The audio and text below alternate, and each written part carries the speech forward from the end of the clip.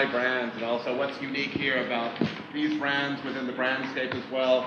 You know, here in Thailand, you see a lot of international chains coming as well. And I think it's interesting discussion points we have amongst our members as well.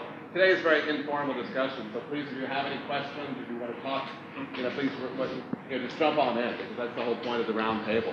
You know, you've got a lot of expertise, you've got a lot of, these are some of the biggest hotel groups in Thailand. It's a great opportunity to get up close and personal, you know, with the leadership panel here as well.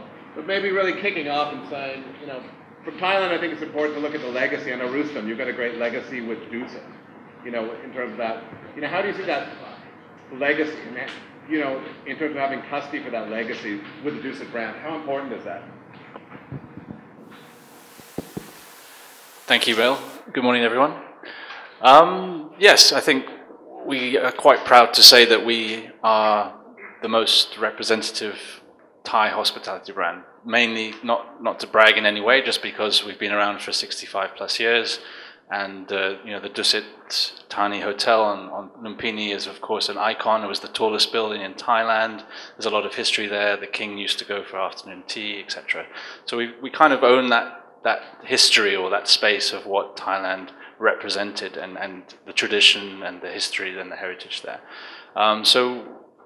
When we started to expand quite heavily 5 years ago, you know, we tried to differentiate ourselves from the gentlemen around the table and the massive competition out there. And actually, rather than going to be more generic or more pan-Asian, we've actually homed in and really sold what Thai hospitality is. And so we actually, that is one of our unique selling points there. I know, Peter Henley, a few years ago, you guys made a conscious decision of taking what was a legacy Thai brand, you know, with Amari, and really propelling that, saying, let's have different brands, let's make a different strategy. Maybe the thoughts behind that? Yeah, I think Rustom's right. I think one of the great things about the brands, I think, that are here and are in Thailand is that we're all different. I think we all offer something different, both within Thailand and beyond. And for us, we wanted to become an Asian brand, as it were, rather than a Thai brand, an Asian brand, but still with Thai soul. And so the idea was always to look to expand within Thailand, and more importantly beyond Thailand, but pushing ourselves as an Asian brand, but with a Thai story, a Thai background, and a Thai history, which I think is a very compelling story for investors of hotels around the region. I know with our friends of mine, it's interesting in Thailand how brands develop. If you look at the Shangri-La group over years, how the Westin also, you know, with the Dusit Thani, as well, Westin, with the Mitre group, with the legacy with Marriott as well, and evolving into that, you know, into your own brands. I think, how did that story take place, really? Hi, Bill. Good morning, everyone. I think for us, if you look at the company, you know, we're not as old as some of the other brands, but the Anantara brand is, it celebrates 15 years this year, which is a key milestone for us. But I think moving from an asset-owned business to, or third-party managed business, to launching our own brands in Thailand, it was quite a bit of a shift, which Minor took quite a few years ago. But it's worked really well in a way where we've been one of the most successful hotel companies today, and also globally positioned as a hotel company as well. Like, you know, with 145 hotels in 22 countries, with 6 different brands. But I think what we say is what underpins our brand, and the common thread between our brands is taking the Thai hospitality actually outside Thailand. And we feel that has a huge a USP, because I think the Thai hospitality, it's one of its best today in the world. The food is one of the finest today, which again is most sought after again globally as well. And the other thing is the spa. You know, I think when you look at the spa, the wellness concept, you know, I think which is quite key as well. So again, taking Thai, some of the finest factors of the Thai hospitality outside globally has been one of our key success factors with some of our other owners as well. And they want to see the best hospitality in their hotels. They want to see the best service. They want to see the best the food. They want to see the best spa.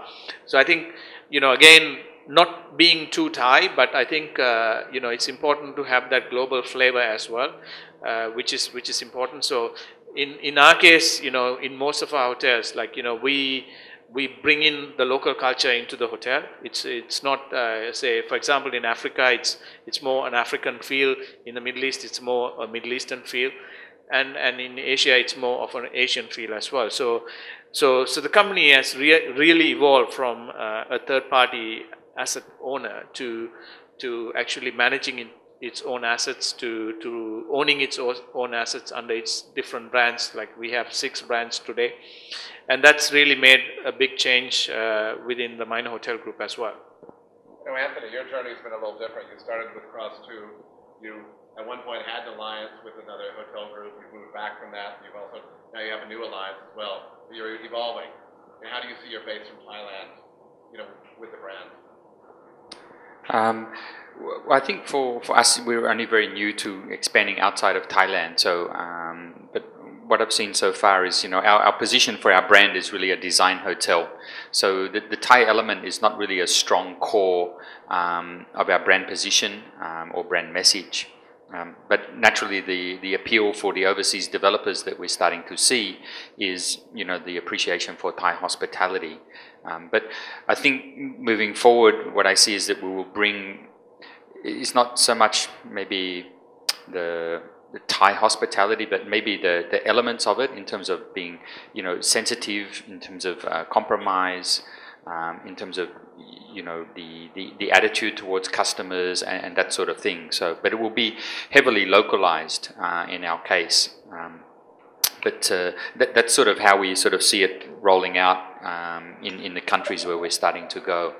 It's not really so much, making people, why guests at the front door, but it's more about the sensitivity to guests, and needs and that sort of thing, that we try to take those best elements of Thai hospitality and bring them in.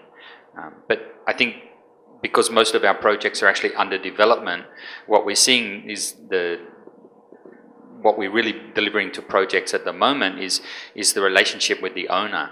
And I think, probably all of us, in some way we're family businesses, when we're owned by individuals, even though of course some of us are listed, but,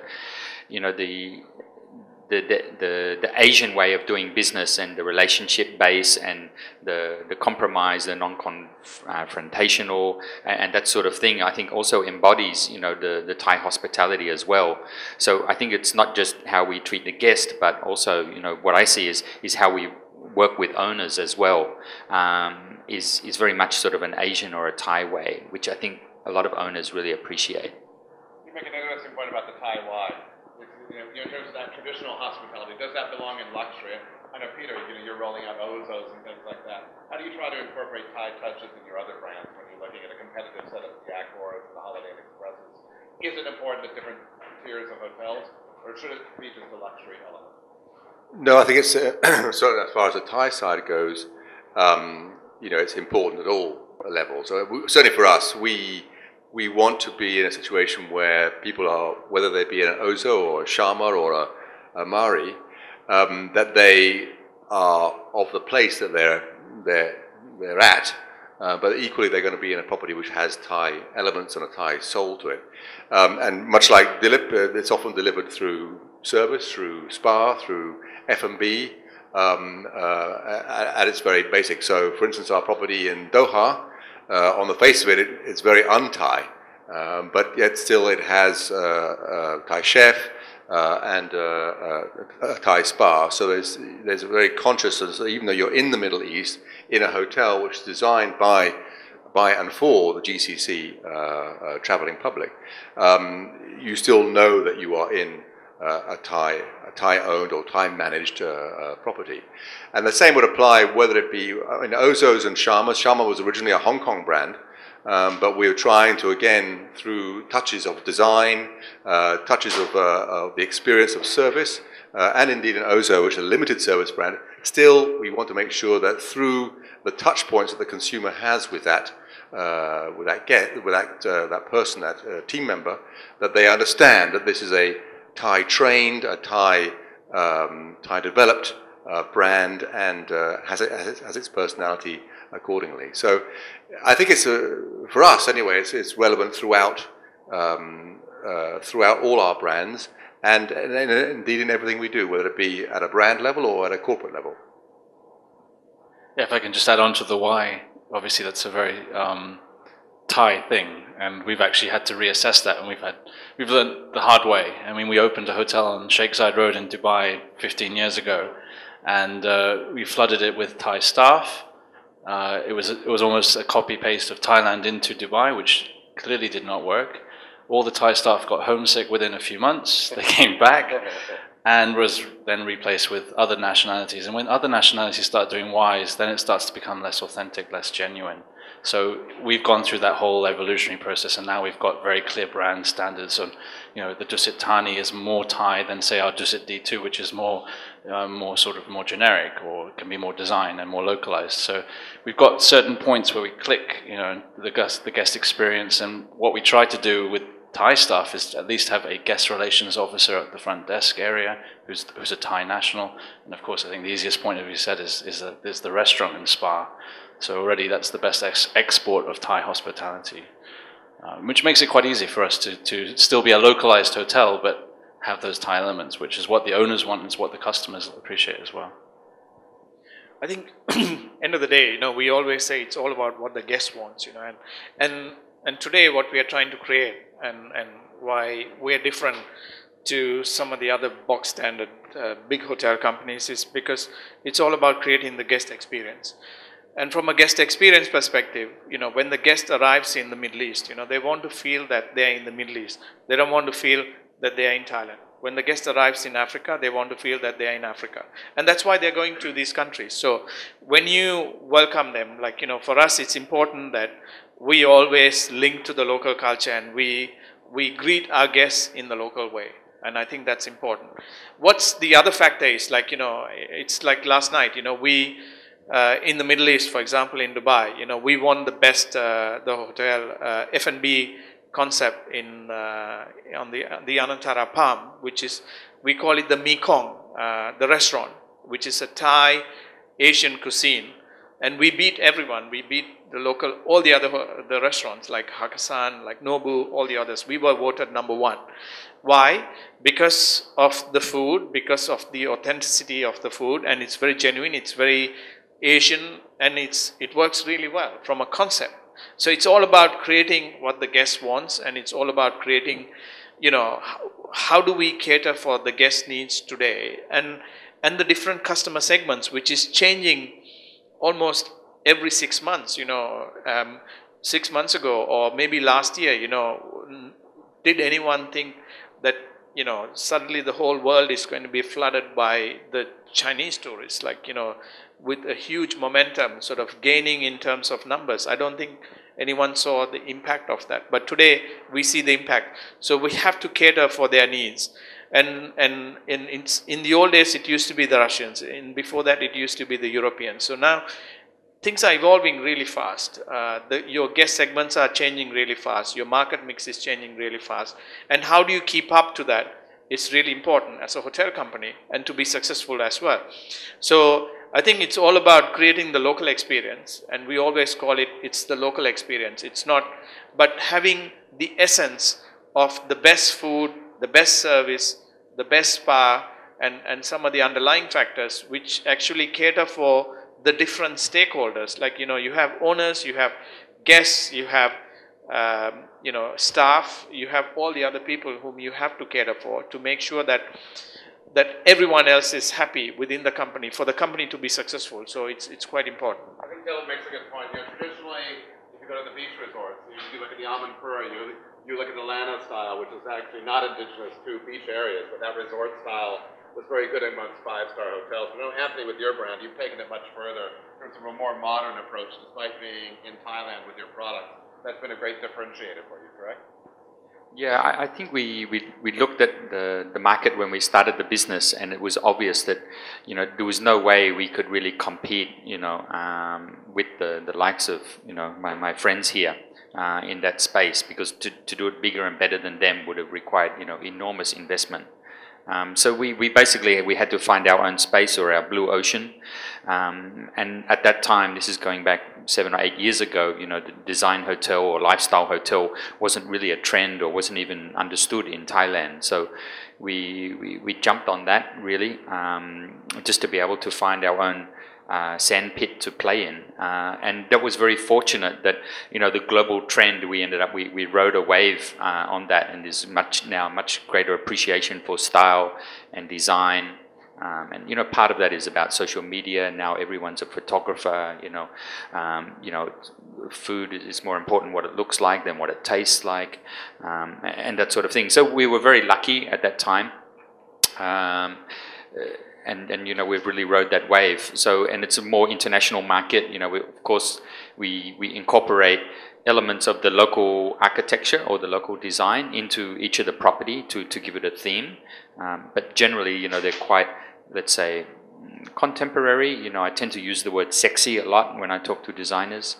But we still need to be very relevant to the location, because we don't want to be, you know, something that's taken out of an area and just plunked down with no regard for, you know, the local environment. So we try to keep our core brand DNA, but then, you know, localize it for the area. I think it's interesting with Thailand, with the economic boom as well. You know, from a human resource standpoint, all of you have challenges. You have a lot of properties in this country. You know, how are you able to entice Thais to want to work in hotels again versus office jobs versus more lucrative financial markets? You know, how important is a hospitality career in trying to get Thais interested in that kind of career? I think it's probably I'm going to speak for all of you, but I think for all of us in the industry, it's the thing which keeps us awake at night as CEOs. You know, where are we going to get the people to man these hotels that are opening around the world? And it is difficult, I think, whether it be in Thailand or elsewhere, to entice younger folk to come into the industry. You know, on the face of it, the millennials don't really like 7 days a week, 24 hours, shift work, weekend work. We had a young lady the other day who joined us, and she stopped after a month because she didn't like to go home after dark, which made life a bit difficult even when you're working in the hotel. So we moved her into the head office. Anyway, it's another story. But I think it's symptomatic of the fact that I think people want, perhaps they're right really, I think they have a better work-life balance, and they don't want to work all the hours that God sends. And so it's very difficult, which is what you need in a hotel market. However, the other problem particularly with Thais is that as you're expanding as an international company, still they're very much homebodies. You referred to earlier, of all getting sick. If you try and get people to move out of Thailand and go and spread the word of an Amari or whatever it may be to a hotel in Doha or the Maldives or India or China, it's very difficult to get both young and old Thais to move to go over there. So, and therefore, one of the reasons that you would join the hotel business is to travel. If you don't want to travel, then why bother to join the hotel business? So those are the sort of principal challenges that need to be got over.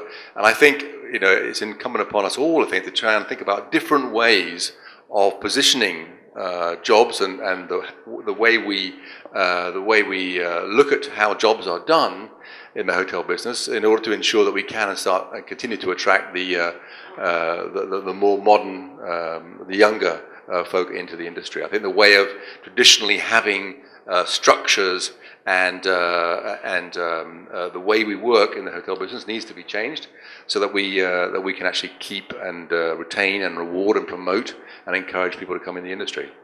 That's a good question for our friends at Dusit or Minor as well. You've got legacy hotels, you've got staff who've been on the job 20 years, 30 years. How do you maintain your competitive edge? Because it's always good to throw youth at it. New hotel opens, they get younger staff, they get more enthusiastic staff. How do you keep that sort of process moving forward, especially when you have older properties? Yeah. I guess we have the harder challenge because we've got quite old properties and quite legacy. I mean, it's always the double-edged sword, right? We're all looking for loyalty, staff retention, great ambassadors, but then of course you need that youth, you need the balance of people coming in and doing things differently because the industry has changed so much. It's a challenge. I think it is the biggest challenge. For us, we're investing a lot in the education side of the business, and before that was very separate to the hotel side. It was set up in '93, so we're talking already over 20 years ago, and yet it was very autonomous. So we've relaunched that last year. We've got a new head of education, so feeding that in with vocational level school, which we just opened behind the Kapinski Siam Paragon. So that opened a few months ago. That's a really nice vocational school if anyone gets the chance. We're really trying to be very pioneering in what we're delivering. It's going to be the first paperless hotel school in the world. Everyone gets a tablet. All the content is up in the cloud. And it's something we're looking to roll out to places in Myanmar, Vietnam, everywhere where you can have satellite schools. So that's definitely addressing the demographic issue of young people coming up. But then, of course, we have our college out towards the airport in Sinakurin, which has been around and has good 4-year bachelor programs. So that's something we're going to do in Manila. We're building a new hotel school in Manila. So that will hopefully address our issue of bringing in talent, but I think it's also a wider issue across where we are. Specifically to Thailand, I think the issue is, yes, where are you going to get people in to actually work? I mean, the AEC came into effect a couple of months ago. There's been no tidal wave of Laos and Cambodians coming across the border to get jobs because I think the restrictions are still there. So I think at the end of the day, it's an unresolvable challenge that to keep the operating costs low but get people to come in is a big one for the industry. I think certainly, Thailand's not big enough for all the hotel groups here. We've always been looking abroad. And I guess for all the cases, there's the good, the bad, and the ugly. But, in terms of your guys' expansion abroad, maybe some anecdotal cases of things that have gone right and things that have gone wrong also. It's good because you learn from your mistakes as well. Hey, Dillip? Where do I start? I think, today Minor is in 22 countries. With 145 hotels. Like 10 years ago, we had 10 hotels, and under our brand, there was only 3, and we were mainly a Thai-based company. And today, we've sort of expanded into the global space. It's not been easy. Of course, there are a lot of headwinds today, especially in the current economic climate. With some of the in certain countries, we face political challenges. In certain countries, we face economic challenges. In certain countries, we face the currency-related challenges. You have to be ready. You have to be prepared to deal with any of these. I think what I say is, as a company, we are able to deal with all these. What you can't deal with is how do you expect the unexpected? I think that's the key. It's always how do you expect the unexpected. I think if someone can deal with that, then the hotel, then it becomes a really easy business. I think that's the key. So in most countries, you have to expect these things. When we went into Africa, of course, everything was nice, everything was rosy, and then of course 2 years after, we got hit by Ebola. We got hit by the currency devaluation. We got hit by the terrorism, and of course, you have to be able to weather some of these challenges, and you have to keep going, and you have to keep moving forward. And it's always you need to take a long-term view on these things, because if you start taking a short-term view on these things, you are dead. And if you don't take a long-term view, it's tough. We went into Brazil. We've just gone into 2 new continents, which is Europe and South America. And of course, South America is having its own challenges. But within South America, the tourism is booming. The numbers are looking really good. It's really strong. But of course, the currency has taken a bit of a dive. And we need to deal with these things. And And so I think it's important, like, you know, when you wake up in the morning, like, you have to always expect the unexpected and say, okay, what is going to happen today? And if you're not ready for it, then I think it's tough. Being in Thailand, I think it makes us quite resilient, because every year we have a practice every year, you know, so we have a full practice. We've had the full 9 yards, you know. We had a global financial crisis, we had a political uprising, we had some bombing last year, we had the different colors of the world, the reds, the yellows, everything else. So, you know, so we are able to deal with that. So as a company, that makes you very resilient, and it makes you quite resilient in terms of producing your numbers as well. You know, we just announced our numbers last week, and you know, thankfully, we showed another 60% growth on our net profits, which is a big number, you know, coming from a larger base. And how do you keep that momentum going? It becomes a challenge again. Like, you know, you have to keep growing your pipeline. You have to keep growing your people. You have to keep growing, you know, or diversifying into new countries to reduce your risk. So I think, you know, if you are able to do all this and face the different challenges you have in different jurisdictions, and I think we all face the same challenges, you know, then that makes you successful. I think I always say, like, you know, we don't want to become the largest hotel company in the world. You know, that's not our objective. We want to become the most successful hotel company in the world. And how do you do it? And execution is important. I might just kind of add something that actually this is a very good point that Dillip makes about the resilience, as it were. And in talking to potential owners, I often say to them, and I say, we all do probably, well, what makes us different from the big guys? Well, of course, because we're Thai and we have great service and great F&B and great spa. But I found it also be quite useful to say to people actually that, you know, all of us around the world, wherever you are in the world now, you're going to be blighted by something, for sure. And there is no better company to work with than someone in the Thai hotel business, because we've had all the practice we could possibly need to how to deal with a crisis. You name a crisis, we've had it here. And so I think, and that actually is a very compelling argument we found to lots of owners, that they know that something will go wrong and that the Thai company that they're dealing with will be able to have been there before and will be able to handle it accordingly. So I think it's by force of the situation, we actually have, the Thai companies generally have an advantage over all the other companies in the rest of the world, because we have been forged, you know, in the heat of all sorts of different challenges, which I think enables us to not be panicked, you know, about something that crops up unexpectedly. We know it's going to happen here, and so we assume the same mentality elsewhere. And I think it's a very compelling argument for a Thai company to operate and manage properties internationally.